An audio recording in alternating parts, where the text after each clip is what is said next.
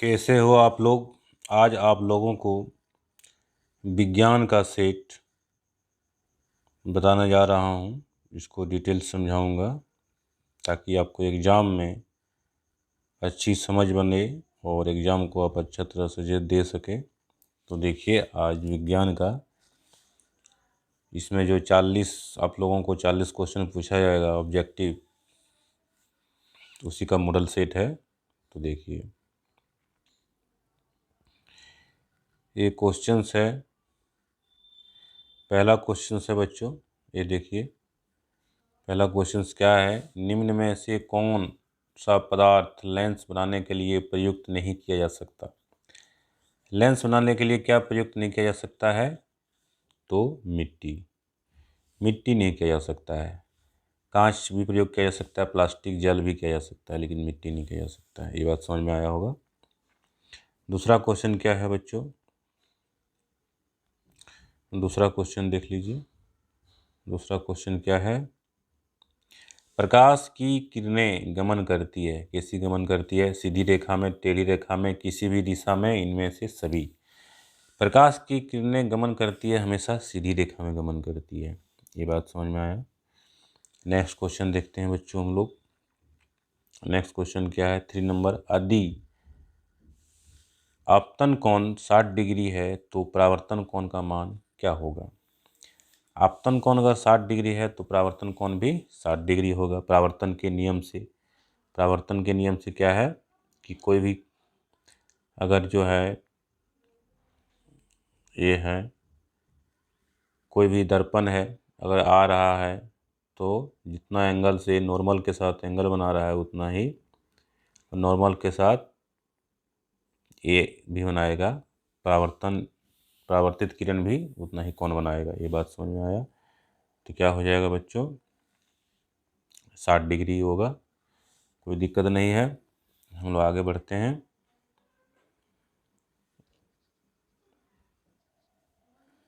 अब हम लोग नेक्स्ट क्वेश्चन देखते हैं बच्चों। नेक्स्ट क्वेश्चन क्या है, ये 4 नंबर है, पानी में अंशतः डूबी हुई पेंसिल टेढ़ी प्रतीत होती है। पानी में जब भी कोई वस्तु हम लोग डुबाते हैं, कोई पेंसिल या कोई स्टिक डुबाते हैं तो वो टेढ़ा प्रतीत होता है। किसके कारण, अपवर्तन के कारण दिखाई पड़ता है। अपवर्तन के कारण टेढ़ा दिखाई पड़ता है। कोई दिक्कत नहीं है। नेक्स्ट क्वेश्चन जाते हैं हम लोग। 5 नंबर नेक्स्ट क्वेश्चन है, क्या है, किसी माध्यम के अपवर्तनांक का मान होता है। किसी माध्यम का अपवर्तनांक मान क्या होता है, sine i by sine r. Sine i by sine r क्या हो जाएगा बच्चों, स्नेल का लॉ इसको बोलते हैं, स्नेल का लॉ। स्नेल का लॉ बोलते हैं। तो क्या हो जाएगा, sine i by sine r. कोई दिक्कत नहीं है, ये बता चुके हैं हम। ऑप्टिक्स जो हम पढ़ाए हैं आप लोगों को, प्रकाश का परावर्तन अपवर्तन पढ़ा चुके हैं, उसमें हम बताए हैं ये सब। तो इस सब में कोई दिक्कत नहीं है, sine i by sine r. अब नेक्स्ट देखते हैं हम लोग। 5 नंबर का क्वेश्चन है, निर्वात में प्रकाश की चाल होती है। निर्वात में प्रकाश की चाल कितनी होती है, 3 × 10⁸ मीटर पर सेकेंड। कोई दिक्कत नहीं है। अब नेक्स्ट जाते हैं बच्चों हम लोग। नेक्स्ट क्वेश्चन क्या है, मानव नेत्र अभिनेत्र लेंस की फोकस दूरी को समायोजित करके विभिन्न दूरियों पर रखी वस्तुओं को फोकसित कर सकता है। ऐसा हो पाने का कारण क्या है, समंजन। क्या है, समंजन बोलते हैं उसको। मानव नेत्र जो है दूर की वस्तु को देख सकता है, नज़दीक की भी वस्तु को देख सकता है। ये देखने की क्षमता क्या होता है, समंजन होता है। ये बात समझ में आया। अब नेक्स्ट देखते हैं बच्चों हम लोग। 8 नंबर का क्वेश्चन क्या है, नेत्र के आगे का भाग उभरा रहता है जिसे कहते हैं। नेत्र के आगे का भाग जो उभरा हुआ रहता है बच्चों, उसको क्या कहते हैं हम लोग, स्वच्छमंडल कहते हैं। ये नंबर क्या कहते हैं, स्वच्छमंडल। कोई दिक्कत नहीं है। अगला क्वेश्चन देखते हैं हम लोग। 9 नंबर क्वेश्चन क्या है बच्चों, नेत्र गोलक के लंबा हो जाने से कौन से दृष्टि दोष उत्पन्न होता है। बच्चों, नेत्र गोलक जब लंबा हो जाएगा, जब नेत्र गोलक जो है लंबा हो जाएगा तो क्या होगा, फोकस दूरी जो है इसका बढ़ जाएगा। और फोकस दूरी जब बढ़ जाएगा तो प्रकाश को जो मोड़ने की क्षमता होता है, जब प्रकाश आता है मुख्य अक्ष के समांतर और जिसको मोड़ने की क्षमता होता है, अगर यहाँ मुड़ता तो अब ये आगे मुड़ पा रहा है, मतलब यहाँ नहीं मुड़ पा रहा है, आगे मुड़ पा रहा है। आगे मुड़ पाने का क्या मतलब हुआ? आगे का मोड़ पाने का मतलब क्या हुआ कि उसको क्या हो जाएगा? दीर्घ दृष्टि दोष हो जाएगा, यानी दूर की वस्तु दिखाई पड़ेगा, नज़दीक की वस्तु दिखाई नहीं पड़ेगा।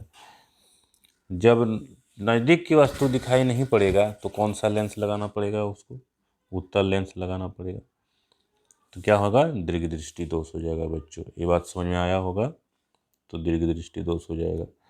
नेक्स्ट क्वेश्चन हम लोग देखते हैं। नेक्स्ट क्वेश्चन क्या है? देखिए नेक्स्ट क्वेश्चन क्या है बच्चों। नेक्स्ट क्वेश्चन ये देखिए क्या है कि अवतल लेंस द्वारा किस दृष्टि दोष को दूर किया जाता है? अवतल लेंस से कौन सा दृष्टि दोष को दूर किया जाता है? अवतल लेंस क्या होता है? अवतल लेंस जो होता है बच्चों, प्रकाश को क्या करता है? डाइवर्ज करता है। अवतल लेंस ऐसे रहता है, अब प्रकाश जब आता है तो क्या करता है? इसको ऐसे मुड़ता है, ऐसे आता है तो ऐसे मुड़ता है, यानी डाइवर्ज करता है। डाइवर्ज करने का मतलब क्या हुआ कि इसके जो है नेत्र का जो जहाँ मुड़ना चाहिए था रे को, वहाँ नहीं मुड़ करके पहले मुड़ जा रहा है इसका। तो उसके लिए क्या करना पड़ता है? अवतल लेंस लगाना पड़ता है। तो अवतल लेंस लगाने के लिए क्या करना पड़ेगा कि निकट दृष्टि दोष, यानी निकट की वस्तु तो इसको दिखाई पड़ता है लेकिन दूर की वस्तु नहीं दिखाई पड़ता है, इसको क्या कहते हैं? निकट दृष्टि दोष। तो कौन सा दोष में इसको लगाते हैं हम लोग? निकट दृष्टि दोष में, शॉर्ट साइट में। तो क्या हो जाएगा इसका आंसर?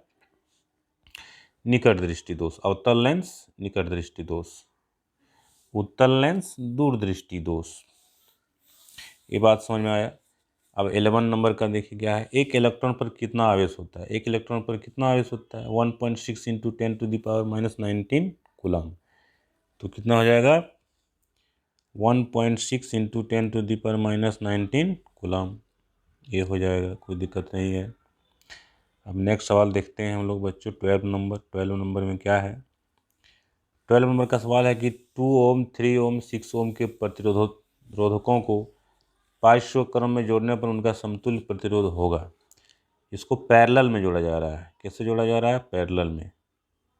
पैरेलल में जोड़ा जा रहा है बच्चों, पैरेलल में जोड़ा जा रहा है। ठीक है, ये पैरेलल हो गया, पैरेलल क्रम में, यहाँ रेजिस्टेंस है, पैरेलल क्रम में इसको जोड़ा जा रहा है, कोई दिक्कत नहीं है।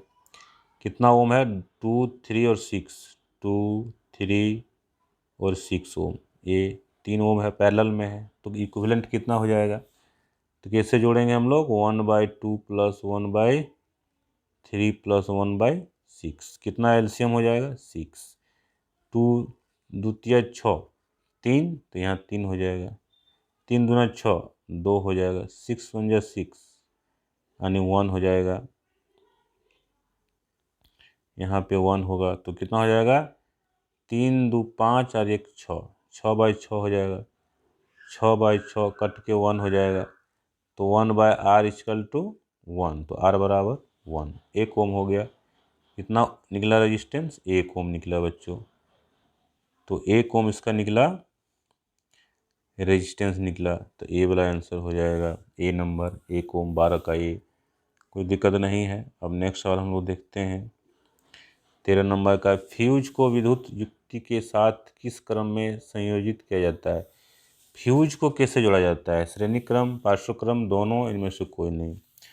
बच्चों फ्यूज जो जोड़ा जाता है उस श्रेणी क्रम में ही जोड़ा जाता है,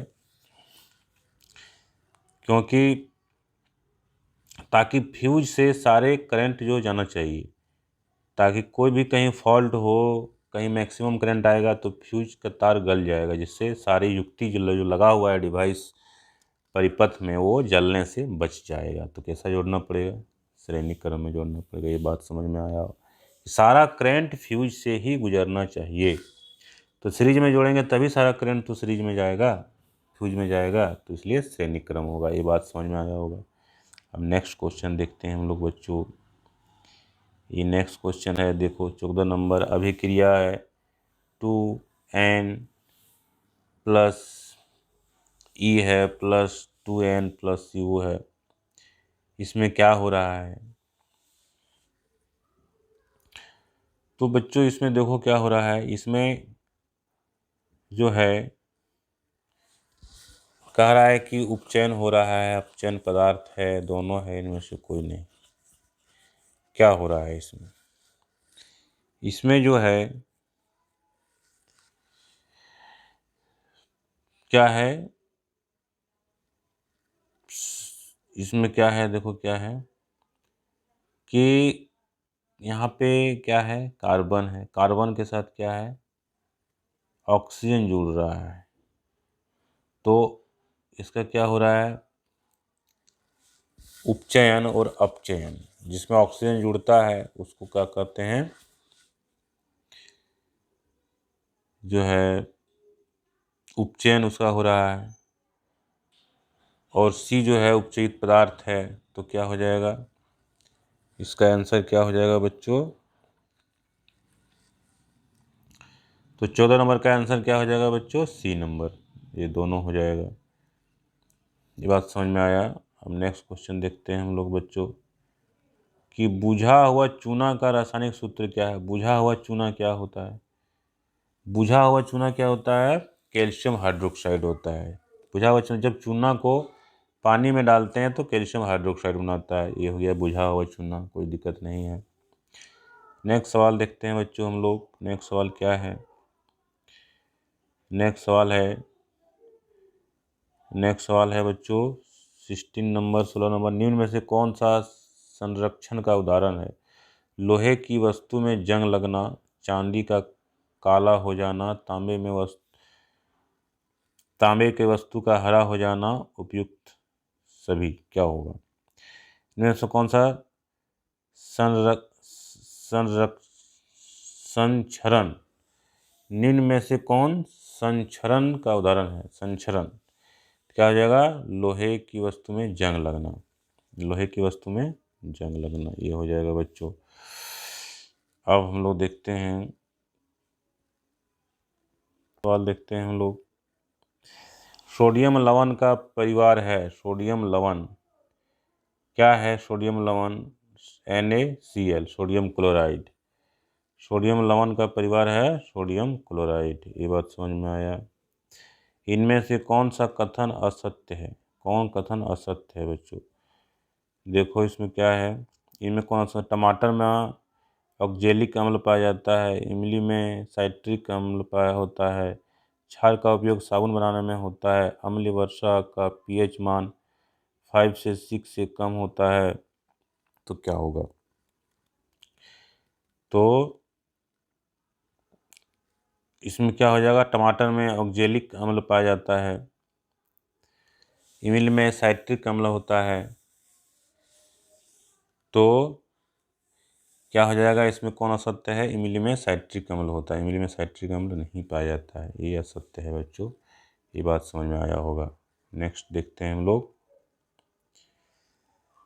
नेक्स्ट क्वेश्चन क्या है? एंटासिड बच्चों, एंटासिड क्या होता है? एंटासिड बेस होता है।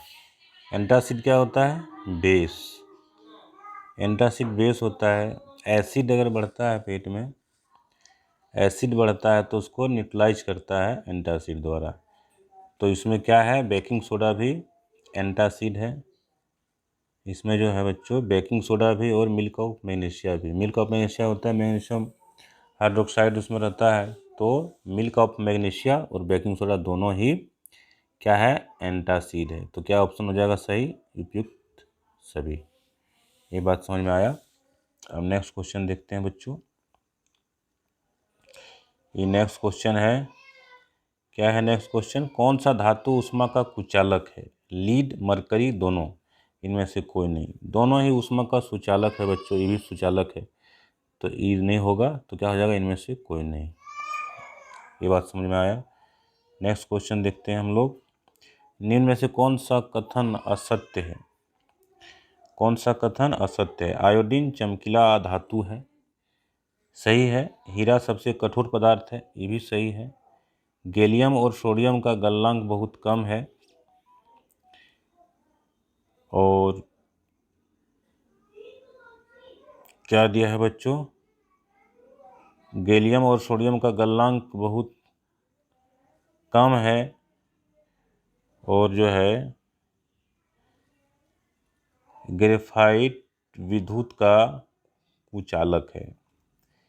तो क्या इनमें से कौन सा कथन असत्य है? देखिए बच्चों, आयोडीन चमकीला है, ये सही है। हीरा सबसे कठोर है, ये भी सही है। ये भी सही है बच्चों, ये भी सही है। ये भी सही है। गैलियम और सोडियम का गलनांक बहुत कम है, ये भी सही है। गलत क्या है? तो ये गलत है बच्चों, डी नंबर का ऑप्शन। ग्रेफाइट विद्युत का कुचालक है। ग्रेफाइट विद्युत का सुचालक होता है, इसलिए ये ऑप्शन सही है। ये बात समझ में आया? ग्रेफाइट जो है विद्युत का सुचालक होता है, ये कुचालक नहीं होता है, इसलिए ये गलत ऑप्शन है। ये बात समझ में आया? अब हम लोग नेक्स्ट सवाल देखते हैं बच्चों। नेक्स्ट सवाल क्या है? 23 नंबर का सवाल है, इनमें से कौन संबंध अधिक अभिक्रियाशील धातु है? गोल्ड, आयरन, सोडियम और पोटेशियम। सबसे अधिक अभिक्रियाशील धातु कौन है? तो अभिक्रियाशील धातु कौन है? तो गोल्ड तो है नहीं, आयरन भी नहीं है। अब सोडियम और पोटेशियम में देखते हैं हम लोग। तो सोडियम का कितना होता है? 11 होता है, एटॉमिक नंबर 11 होता है, 2, 8 और 1 इसका इलेक्ट्रॉनिक कॉन्फ़िगरेशन होगा। पोटेशियम का कितना होता है? 19। कितना हो जाएगा? 2, 8, 8 और 1। तो ये हो जाएगा बच्चों। तो अधिक तेज़ी से इलेक्ट्रॉन कौन रिलीज करेगा? अधिक तेज़ी से इलेक्ट्रॉन जो करेगा वो पोटेशियम करेगा, क्योंकि पोटेशियम का कक्षा बड़ा है, ज़्यादा है, इसका सेल 4 सेल है, इसके बीच फोर्स कम हो जाएगा इलेक्ट्रॉन्स और नाभिक के बीच, तो ये ज़्यादा तेज़ी से इलेक्ट्रॉन को त्यागना चाहेगा, तो क्या हो जाएगा? पोटेशियम हो जाएगा। ज़्यादा अभिक्रियाशील कौन हो जाएगा? पोटेशियम हो जाएगा। तो ये बात समझ में आया, पोटेशियम हो जाएगा। नेक्स्ट सवाल देखते हैं हम लोग बच्चों, इनमें से कौन धातु जल के साथ अभिक्रिया नहीं करती है? कौन जो है जल के साथ अभिक्रिया नहीं करती है? कॉपर है, लीड है, सिल्वर है, उपयुक्त सभी। तो इसमें से कोई अभिक्रिया नहीं करता है, ना लीड करता है, ना कॉपर करता है, ना सिल्वर करता है। ये तो हो जाएगा, ये सभी हो जाएगा, कोई नहीं करता है। नेक्स्ट सवाल देखते हैं बच्चों, सिनाबार किस धातु का अयस्क है? सिनेबार किस धातु का है?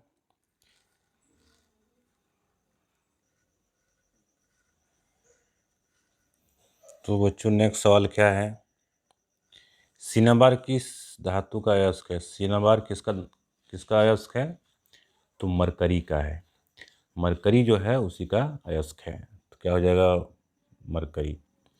इनमें से कौन ऑक्सीकारक का उदाहरण है? क्षारीय पोटेशियम परमैंगनेट, अम्लीय पोटेशियम डाइक्रोमेट। क्या हो जाएगा बच्चों? ये दोनों हो जाएगा। ये दोनों से जो है हम लोग अल्कोहल से कार्बोक्सिलिक एसिड को बनाते हैं, तो ये दोनों क्या है? ऑक्सीकारक का उदाहरण है, तो क्या हो जाएगा? ये सही ऑप्शन। ये बात समझ में आया? अब नेक्स्ट क्वेश्चन हम लोग देखते हैं आगे की ओर। मैग्नीशियम पाया जाता है, मैग्नीशियम किस में पाया जाता है बच्चों? क्लोरोफिल में, लाल रक्त कण में, या श्वेत रक्त कण में, या लाल रक्त कण में, या क्लोरोफिल में। तो मैग्नीशियम किस में पाया जाता है? क्लोरोफिल में, ये सही ऑप्शन है। क्लोरोफिल में मैग्नीशियम पाया जाता है। ये बात समझ में आया? अब नेक्स्ट क्वेश्चन हम लोग देखते हैं। नेक्स्ट क्वेश्चन क्या है बच्चों? वृक्क का संबंध किस तंत्र से है? वृक्क जो होता है उत्सर्जन तंत्र होता है, जो जो बनता है ब्लड में, जो भी विषैले पदार्थ बनता है उसको जो है उत्सर्जन करता है वृक्क, किडनी द्वारा। तो क्या हो जाएगा ऑप्शन? ये उत्सर्जन तंत्र है। ये बात समझ में आया? नेक्स्ट क्वेश्चन हम लोग देखते हैं 29 नंबर का। पौधों में भोजन के स्थानांतरण के लिए उत्तरदायी है। पौधों में भोजन कौन स्थानांतरण करता है, ट्रांसपोर्टेशन करता है? तो फ्लोएम करता है। जाइलम जल ले जाता है और फ्लोएम बना हुआ भोजन को ट्रांसमिट करता है। तो क्या हो जाएगा? B number option. ये बात समझ में आया होगा? नेक्स्ट क्वेश्चन देखते हैं बच्चों हम लोग। नेक्स्ट क्वेश्चन 30 नंबर है, थायरोक्सिन के श्रावण के कौन सा तत्व आवश्यक है? तो थायरोक्सिन जो होता है उसमें कौन सा तत्व आवश्यक है? तो आयोडीन। आयोडीन ये है जो थायरोक्सिन जो है हार्मोन्स है, जो उसको नियंत्रित करता है, उसको कंट्रोल करता है। तो क्या हो जाएगा? आयोडीन। ये बात समझ में आया। अब नेक्स्ट क्वेश्चन देखते हैं बच्चों। कौन सा पदार्थ हार्मोन पत्तियों के मुरझाने के लिए उत्तरदायी है? कौन सा हार्मोन है जो पत्तियों को, नेक्स्ट क्वेश्चन देखते हैं बच्चों क्या है 31 नंबर। कौन सा पदार्थ, नेक्स्ट क्वेश्चन क्या है? कौन सा पादप हार्मोन पत्तियों के मुरझाने के लिए उत्तरदायी है? क्या हो जाएगा बच्चों? एब्सिसिक अम्ल। क्या हो जाएगा? एब्सिसिक अम्ल। यही है जो पत्तियों को मुरझाने में उत्तरदायी है, एब्सिसिक अम्ल। ये बात समझ में आया? सी नंबर एब्सिसिक अम्ल ये हो जाएगा।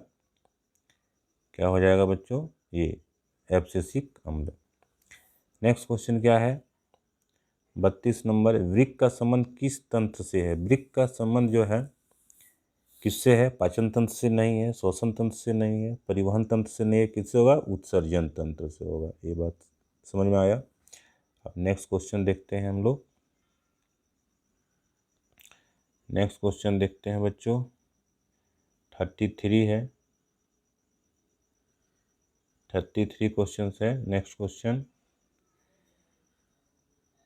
जनन मूल घटना है, ये नेक्स्ट क्वेश्चन।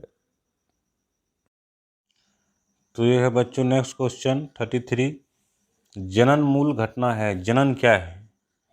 ये 4 ऑप्शन दिया हुआ है। युग्नक बनाना, युग्मनज का बनाना, डीएनए की प्रकृति बनाना, भ्रूण का बनाना। तो जनन मूल घटना क्या है बच्चों? डीएनए की प्रकृति बनाना। ये सी नंबर ऑप्शन होगा, डीएनए की प्रकृति बनाना। ये बात समझ में आया।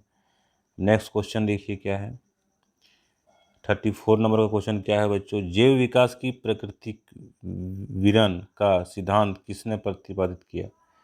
जैव विकास का जो प्राकृतिक है उसका जो सिद्धांत किसने प्रतिपादित किया था? डार्विन ने किया था। ये बात समझ में आया बच्चों। नेक्स्ट क्वेश्चन देखते हैं। आनुवंशिकता का आधार क्या है? आनुवंशिकता का आधार क्या है? आनुवंशिकता का आधार क्या है? डीएनए है। ये बात समझ में आ रहा है। डीएनए में सारे गुण रहता है जो है उस आदमी के, उस वंश के, पूरा नेचर उसमें डीएनए में रहता है। ये बात समझ में आया। अब नेक्स्ट क्वेश्चन देखते हैं हम लोग 36। प्राथमिकता, यानी यहाँ प्राथमिकता लिखा हुआ है, प्राथमिक होगा। प्राथमिक उपभोक्ता को कहते हैं। प्राथमिक उपभोक्ता क्या होता है बच्चों? देखिए, जो भोजन उत्पादन करता है वो हो गया उत्पादक, जैसे पेड़ पौधे। और प्राथमिक उपभोक्ता क्या हो गया? जो शाकाहारी जीव है उसको प्राथमिक उपभोक्ता कहते हैं, और उसको द्वितीयपोषी स्तर भी कहते हैं। तो क्या हो जाएगा इसका ऑप्शन? ये भी सही है, ये भी सही है। तो क्या हो जाएगा? सी नंबर दोनों। जो प्राथमिक उपभोक्ता होता है वो द्वितीयपोषी स्तर होता है, क्योंकि अगर हिरन है, मान लीजिए घास है, हिरन है, घास है, हिरन है, बाघ है, तो बच्चों ये घास है, घास खाएगा हिरन है, और हिरन को खा जाएगा बाघ। तो हिरन जो है प्राथमिक उपभोक्ता है, लेकिन द्वितीयपोषी स्तर भी है। तो क्या हो जाएगा ऑप्शन? इसका ऑप्शन हो जाएगा ये दोनों, शाकाहारी भी है, द्वितीयपोषी स्तर भी है। ये बात समझ में आया। अगला क्वेश्चन है बच्चों 37 नंबर। परितंत्र के अजैविक घटक क्या है? जैविक घटक और अजैविक घटक होता है। जैविक घटक में जीव जंतु पेड़ पौधे आते हैं। अजैविक घटक में तापमान आता है, मिट्टी आता है, वर्षा आता है। तो क्या हो जाएगा? सभी ये हो जाएगा। तापमान, वर्षा, मिट्टी सभी हो जाएगा अजैविक घटक। ये बात समझ में आया। अब नेक्स्ट क्वेश्चन देखते हैं हम लोग 38। क्या है? ओजोन परत को सर्वाधिक प्रभावित करने वाला पदार्थ क्या है? तो क्लोरोफ्लोरोकार्बन। क्या है? क्लोरोफ्लोरोकार्बन। ये बात समझ में आया। नेक्स्ट क्वेश्चन क्या है बच्चों 39 नंबर। इनमें से कौन पर्यावरण मित्र व्यवहार नहीं है? देखो, स्कूल मोटरसाइकिल से जाना, जरूरत नहीं रहने पर बिजली का स्विच बंद कर देना, कपड़े के थैले का उपयोग करना, इनमें से कोई नहीं। तो बोल रहा है कि पर्यावरण मित्र कौन है इसमें से व्यवहार? तो देखो, ज़रूरत नहीं रहने पर बिजली का स्विच बंद कर देना, ये ठीक बात है, बिजली खपत कम होगा। कपड़े के थैले का उपयोग करना, ये भी अच्छी है, पर्यावरण संबंधी मित्र है। और स्कूल मोटरसाइकिल से जाना, ये नहीं होगा बच्चों। स्कूल जाएगा सब बच्चा अगर मोटरसाइकिल से जाएगा तो कितना मोटरसाइकिल चलेगा, अब पर्यावरण दूषित होगा। इसलिए ये कौन जो है पर्यावरण मित्र व्यवहार नहीं है, ये वाला ए नंबर, स्कूल मोटरसाइकिल से जाना। ये बात समझ में आया। अब नेक्स्ट क्वेश्चन, लास्ट और नेक्स्ट क्वेश्चन है बच्चों, ये क्या है कि चिपको आंदोलन की शुरुआत कब हुई थी। चिपको आंदोलन जो हुआ था बच्चों, ये उत्तराखंड में हुआ था, वहाँ जंगलों को बचाने के लिए। कब हुआ था, 1970 के दशक में हुआ था। कब हुआ था, 1970 के दशक में चिपको आंदोलन। तो बच्चों ये रहा 40 क्वेश्चन ऑब्जेक्टिव। कैसे लगा आप लोगों को कमेंट में ज़रूर बताइएगा, और पसंद आया होगा लाइक कीजिए, पहली बार आए हैं तो सब्सक्राइब कीजिए। धन्यवाद बच्चों।